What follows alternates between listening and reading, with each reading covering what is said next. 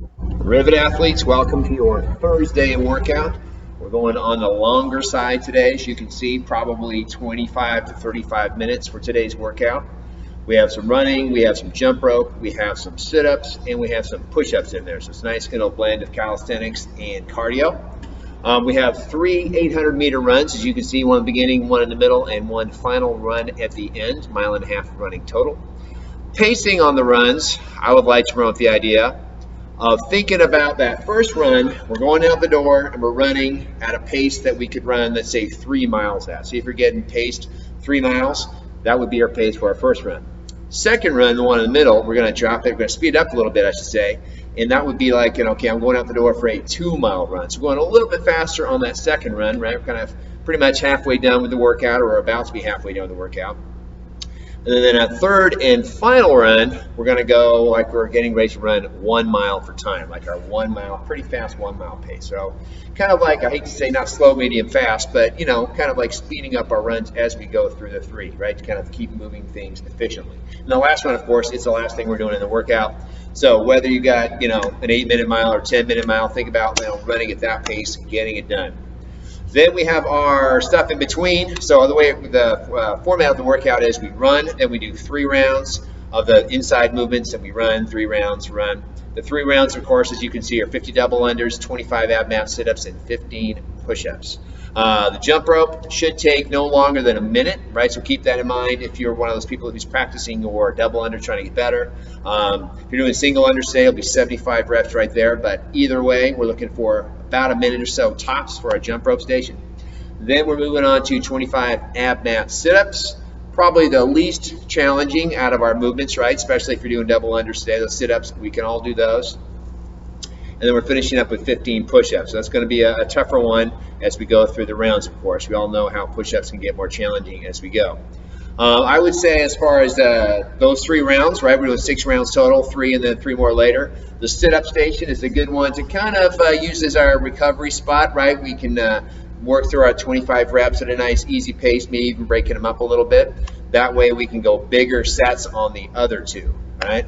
So the double unders, I want to see big sets there, not necessarily unbroken, but breaking it up, a 25 and a 25 or a 30 and a 20 or something like that, or maybe like 3 sets at the most. But try to go for big sets with the jump rope today, whatever version you're doing.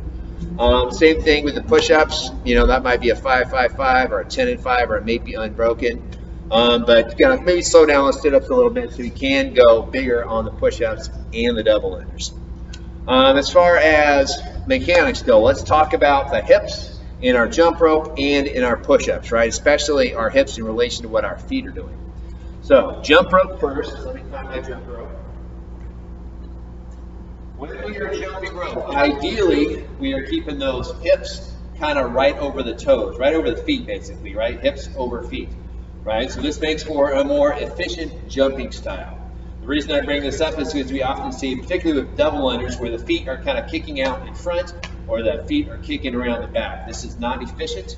It changes your body position. It changes your hand position where the rope is. You start tripping on the rope. Not so good. We're trying to keep the hips directly over the feet when we jump, right? And then the other thing in relationship is where our hands are. Ideally, in a perfect world, we have our shoulders relaxed, right? A lot of people tense up here, so keep those shoulders relaxed. Elbows are pointing back, and the hands are right about hip level, in line with the hips, probably a little bit forward of the hips. And what we're shooting for is kind of finding that position and then locking that position in when we're jumping. So hands in line with the hips. If the hands move out, if the hands move forward, if the hands move back, everything changes as before. The rope changes, you start tripping. That's no good. No tripping, guys. So, single unders, right? Keeping the elbows back, keeping the hands right about hip level, right about here, making those nice little circles with the wrists. And then ideally the same jump goes into our double unders, right? So the jump should look pretty much the same. Hand position should be the same, right about hip level, keep them in front. And push-ups. So I know I belabor the point of doing push-ups well, but I'm going to belabor it some more.